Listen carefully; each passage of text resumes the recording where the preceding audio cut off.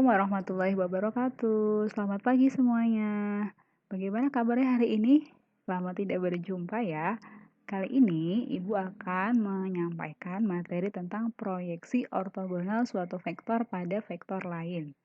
Jadi ini merupakan materi terakhir dari matematika peminatan.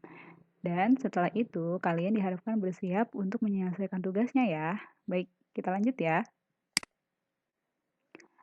Yang pertama, tahukah kalian apakah itu proyeksi? Kalau belum, coba perhatikan gambar berikut. Ada suatu garis, pada gambar yang pertama ini, proyeksi titik P pada ruas garis AB adalah titik Q. Jadi, kalau ada suatu titik P, kemudian yang dimaksud dengan proyeksinya adalah yang ketika ditarik membentuk garis yang tegak lurus atau membentuk sudut siku-siku. Jadi, dapat disimpulkan proyeksi dari titik P terhadap garis AB, ruas garis AB, itu adalah titik Q proyeksinya. Begitu. Baik, kita beralih ke gambar yang kedua. Pada gambar kedua dan ketiga, ada suatu vektor A dengan vektor B. Jika vektor A akan diproyeksikan terhadap vektor B, maka nanti hasilnya seperti ini. Jadi, jika vektor A akan diproyeksikan terhadap vektor B, proyeksi vektor A terhadap vektor B hasilnya adalah vektor C. Yang mana di sini vektor A ditarik secara tegak lurus terhadap vektor B. Seperti pada gambar di sebelah kiri. Kalau tarik tegak lurus, nanti akan membentuk suatu garis putus-putus yang berwarna merah. Sehingga hasil proyeksi dari vektor A terhadap vektor B menghasilkan vektor C. Begitu. Kita lanjut. Proyeksi ortogonal vektor. Proyeksi ortogonal vektor pada vektor A pada vektor B menghasilkan vektor C, di mana ujung vektor C dibatasi oleh sebuah garis tegak lurus terhadap vektor B yang ditarik dari ujung vektor A ke vektor B. Jadi diulang ya. Yang dimaksud dengan proyeksi ortogonal vektor adalah misalkan di sini tadi ada vektor A. Ini merupakan vektor A dan ini merupakan vektor B. Nah, proyeksi ortogonalnya adalah hasilnya itu vektor C. Ini hasil proyeksinya. Karena vektor C ini dibatasi oleh suatu garis tegak lurus yang terhadap vektor B. Yang mana garis ini ditarik dari ujung dari vektor A. Ini kan ujungnya nih ya. Ujung dari vektor A ditarik garis secara tegak lurus dari ujung A ke vektor B. Jadi, yang dimaksud dengan proyeksi ortogonal adalah proyeksi dari suatu vektor yang mana dia dibatasi oleh sebuah garis yang tegak lurus terhadap vektor B. Maka hasil proyeksinya adalah vektor C. Jadi, C-nya adalah hasil dari proyeksi. Baik, kita lanjut ya. Proyeksi ortogonal vektor pada vektor lain. Nah, ini kita masuk ke materi inti yang kita bahas pada pertemuan kali ini. Ilustrasinya sama dengan yang tadi, ada suatu vektor A, kemudian akan diproyeksikan terhadap vektor B, yang mana hasil proyeksi ortogonalnya adalah vektor C, karena dia dari ujung vektor A ditarik garis secara tegak lurus terhadap vektor B, maka titik temunya di sini, sehingga ini disebut dengan vektor C, yang mana vektor C merupakan hasil dari proyeksi vektor A terhadap vektor B. Jelas ya? Baik, kita lanjut. Pada ilustrasi gambar, misalkan garis putus-putus yang warna merah dianggap sebagai vektor D. Jadi misalkan di sini hasil proyeksinya kan vektor C ya. Nah, kita misalkan di sini nih, ini belum ada namanya. Kita beri nama misal ini adalah vektor D. Vektor D ini tegak lurus terhadap vektor B. Sehingga kalau dua buah vektor yang tegak lurus, kalian pasti ingat kan pada pertemuan sebelumnya tentang perkalian skalar. Jadi kalau ada suatu perkalian dua buah vektor yang membentuk tegak lurus, maka hasil kali vektornya adalah 0. Sehingga karena vektor D dengan vektor B Ini tadi adalah vektor D dengan vektor B membentuk garis tegak lurus, maka hasil kalinya adalah 0. Sehingga dapat dituliskan dengan vektor D dot vektor B sama dengan 0. Baik, lanjut. Berdasarkan penjumlahan vektor secara geometrik atau secara gambar, yaitu menggunakan aturan segitiga, kita dapat peroleh vektor A sama dengan vektor C ditambah dengan vektor D. Baik, coba kita lihat ya pada gambar. Ini adalah vektor A. Vektor A ini membentuk suatu segitiga. Betul kan? Nah, ini merupakan penjumlahan dari vektor C ditambah dengan vektor D. Betul? Masih ingat kan dengan pelajaran waktu penjumlahan vektor dengan metode segitiga? Jadi kalau vektor C ditambah dengan vektor D itu menghasilkan vektor A. Jadi betul dapat diperoleh vektor A sama dengan vektor C ditambah dengan vektor D. Baik, selanjutnya vektor C itu sejajar dengan vektor B. Coba kita lihat. Ini vektor C dan ini vektor B. Jadi dia sejajar atau tidak berbotongan. Maka dapat dituliskan vektor C sama dengan N kalinya dari vektor B. Ini ada di materi yang waktu kemarin tentang kolinier. Garis yang kolinier atau tentang materi kemarin itu perbandingan ruas garis dalam bentuk vektor atau segmen garis yang kemarin. Jadi, vektor C ini dapat dituliskan dengan N kalinya dari vektor B. Dan karena dia sejajar, maka sudut yang dibentuk oleh vektor C dengan vektor B adalah 0 derajat. Dapat kita lihat ini vektor C dengan vektor B itu berimpit atau sejajar, maka sudutnya itu adalah 0 derajat. Sehingga dapat kita tuliskan kalau perkalian skalar dari vektor B dot C itu sama dengan panjang vektor B dikalikan dengan ini vektor C-nya, kita ganti dengan yang ini, N dikalikan vektor B. Sehingga diulangi, vektor B dot vektor C sama dengan panjang vektor B dikalikan dengan N dikalikan vektor B dikalikan cos theta. Nah, ini ada di pelajaran ketika perkalian skalar dua buah vektor. Ketika sebelum PJJ ya, ketika masih kita tatap muka di sekolah, itu kita sudah mempelajari tentang perkalian skalar dua buah vektor.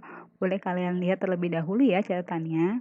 Jadi kalau misalkan ada dua buah vektor A dot B, maka hasilnya sama dengan panjang vektor A dikalikan panjang vektor B dikalikan cos theta. Masih ingat ya? Sehingga, jadi kalau kita misal mengalihkan di sini adalah vektornya hasil kali skalar vektor B dikalikan dengan vektor C sama dengan panjang dari vektor B dikalikan dengan panjang dari vektor C, yang mana vektor C-nya kita ganti dengan ini, N dikalikan vektor B. Jadi begitu ya. Lanjut, kemudian ada cos theta, di mana tetanya atau sudut yang mengapitnya antara vektor B dengan vektor C adalah 0 derajat. Maka kita dapat tuliskan di sini adalah cos 0 derajat. Kalian pasti tahu dong, cos 0 derajat itu nilainya berapa? Ya, betul. Cos 0 derajat adalah 1.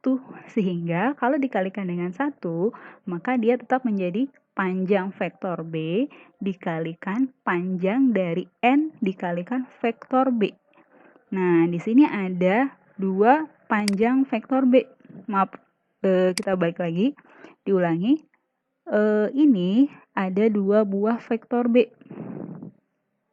Sehingga panjang vektor B-nya ada 2, bisa kita tuliskan panjang vektor B dikuadratkan, baru dikalikan dengan N. Jelas ya? Lanjut. Sekarang kita akan menentukan nilai dari N. Nah, nilai dari N ini kita pakai perkalian antara vektor A dikalikan vektor B.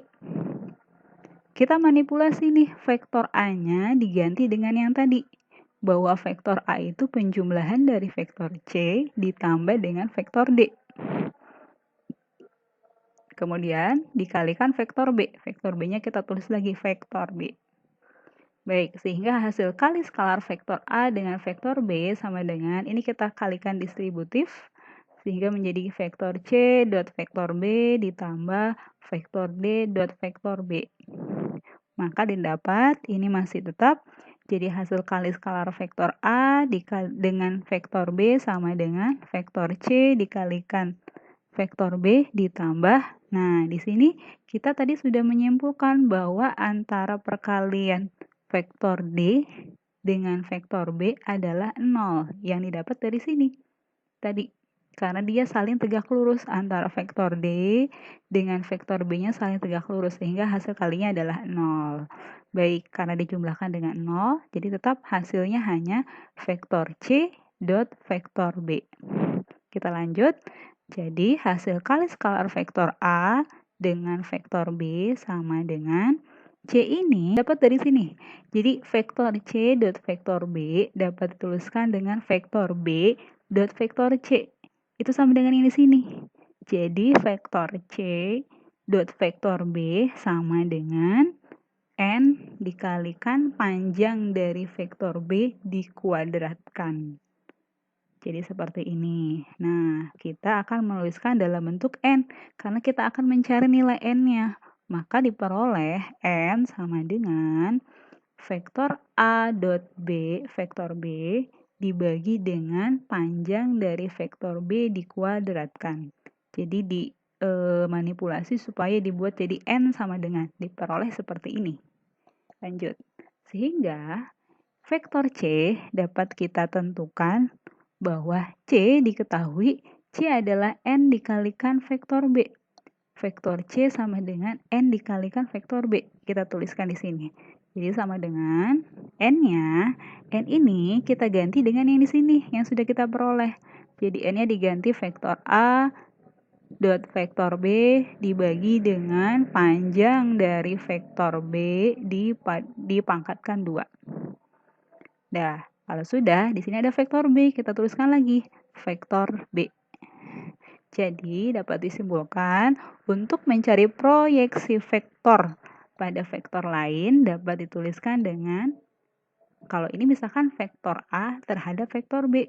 Jadi, nanti hasil proyeksi ortogonal vektor A terhadap vektor B ditentukan dengan vektor A dot vektor B dibagi dengan panjang dari vektor B dikuadratkan, kemudian dikalikan dengan vektor B. Jelas ya? Baik, untuk memahami lebih jauh tentang proyeksi ortogonal pada vektor terhadap vektor lain, kita langsung masuk ke contoh soal. Baik, ini contoh soalnya. Diketahui vektor V sama dengan 32 dan vektor W sama dengan negatif 21. Tentukan proyeksi ortogonal dari vektor V pada vektor W beserta panjangnya. Baik, untuk menjawab soal tersebut, kita harus misalkan dulu nih. Misalkan vektor Y adalah vektor proyeksi yang akan ditentukan. Jadi karena di sini kan yang ditanyakan proyeksi ortogonalnya, tidak tahu nama vektornya apa. Jadi kita misalkan dulu dengan Y. Vektornya diganti proyeksi ortogonal vektor V terhadap vektor W-nya diganti dengan vektor Y. Maka didapat vektor Y sama dengan, ini sama dengan yang tadi. Coba kita balik lagi dulu. Kalau proyeksi vektor A terhadap vektor B ditentukan dengan vektor A dot vektor B dibagi dengan panjang vektor P dikuadratkan dikalikan dengan vektor B. Karena ini adalah proyeksi dari vektor A ke vektor B. Nah, kalau tadi contoh soal itu yang diproyeksikan adalah vektor V terhadap vektor W. Nah, hasil proyeksinya kita misalkan dengan Y. Maka, kalau yang tadi itu kan A terhadap vektor B, vektor A terhadap vektor B, yang sekarang kita ganti dengan vektor V terhadap vektor W. Maka proyeksi vektornya menjadi vektor Y sama dengan vektor V dikalikan vektor W dibagi dengan panjang vektor W dipangkatkan 2 dikalikan vektor W. Nih yang tadi rumusnya ya, sama kan? Kita lanjut nih. Terlebih dahulu kita akan cari nilai dari vektor V dot vektor W. Nah, ini yang sudah kalian pelajari juga pada perkalian skalar. Kalau perkalian skalar kita hanya mengalihkan angka-angkanya saja, mudahnya seperti itu.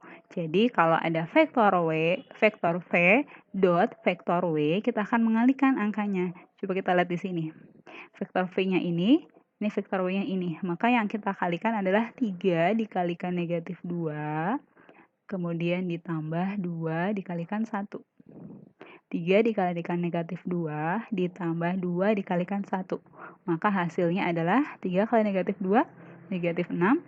Kemudian 2 dikalikan 1, 2. Sehingga negatif 6 ditambah 2 sama dengan negatif 4.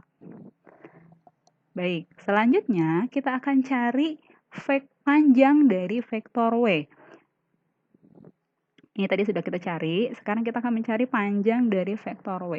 Ini vektor W-nya. Vektor W-nya adalah negatif 2, 1. Nah, pada pelajaran sebelumnya, ketika sebelum PJJ, ketika masih di sekolah, masih tetap muka dengan ibu, masih belajar dalam kelas, bahwa kalau panjang vektor itu pakai konsep Pythagoras, sehingga diperoleh panjang vektor W sama dengan unsurnya kan tadi ini negatif 2 sama 1 ya. Jadi dengan konsep Pythagoras kita dapat peroleh panjang vektor W sama dengan akar pangkat 2 dari negatif 2 kuadrat ditambah 1 kuadrat. Ini negatif 2 sama satunya diperoleh dari sini nih. Baik, lanjut. Jadi hasilnya sama dengan akar dari negatif 2 dikuadratkan adalah 4, 1 dikuadratkan adalah 1. Sehingga hasil dari 4 tambah 1 adalah 5. Maka panjang vektor W-nya adalah akar 5. Baik. Jadi dapat kita peroleh vektor proyeksinya atau vektor Y yang sudah kita misalkan. Hasilnya adalah vektor hasil kali dari vektor V dengan vektor W yang sudah kita dapat yaitu negatif 4. Ini hasil kali vektor vektor V dot vektor W negatif 4. Kemudian dibagi dengan panjang dari vektor W dikuadratkan. Panjang dari vektor W-nya adalah akar 5 sehingga dapat dituliskan akar 5 pangkat 2. Sudah dikurung tutup, kemudian dikalikan dengan vektor W. Nah, hasil dari ini kita tuliskan di bawah. Jadi vektor Y sama dengan negatif 4. Akar 5 dipangkatkan 2, itu sama dengan 5. Akar 5 dikali akar 5 itu hasilnya 5. Kemudian vektor W-nya kita ganti. Vektor W-nya adalah ini, negatif 2, 1. Jadi negatif 2, 1.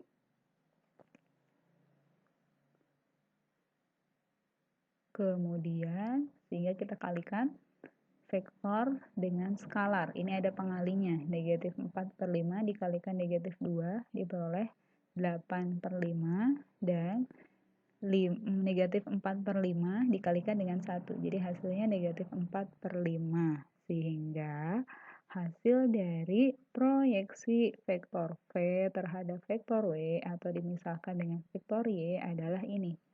8/5 dan negatif 4/5. Ini adalah hasil vektornya.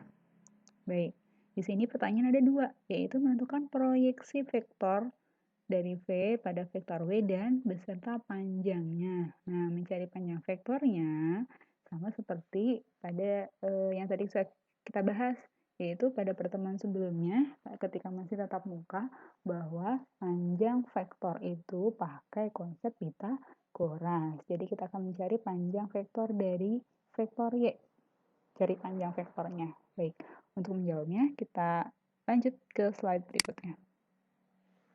Jadi, untuk mencari panjang vektor proyeksi yang dimaksud itu adalah vektor Y. Jadi, panjang vektornya adalah sama dengan akar dari tadi kan vektor Y-nya itu 8/5 sama negatif 4/5. Nah, jadi kita akan mencari dengan konsep Pitagoras, 8/5 dipangkatkan 2 ditambah negatif 4/5 dipangkatkan 2. Sehingga diperoleh 8 kuadrat 64 per 5 kuadrat 25 ditambah negatif 4 dikuadratkan itu 16 dan 5 pangkat 2 25. Jadi diperoleh 64 tambah 16 80 per 25. 80 kita ubah menjadi perkalian 16 kali 5 dan 25-nya diubah menjadi 5 dikalikan 5. Sehingga ini bisa habis dibagi, 5 dibagi 5 itu 1, maka menyisakan akar 16/5. Jadi panjang vektor Y sama dengan akar 16/5. Sedangkan akar 16 adalah 4 dan yang penyebut itu akar 5. Nah, dengan dikalikan dengan merasionalkan bentuk akar sehingga diperoleh panjang vektor Y-nya adalah 4/5 akar 5. Baik, itu saja yang dapat Ibu sampaikan. Mudah-mudahan dapat dipahami. Ibu ucapkan terima kasih. Assalamualaikum warahmatullahi wabarakatuh. Sampai jumpa. Stay safe. Tetap di rumah ya.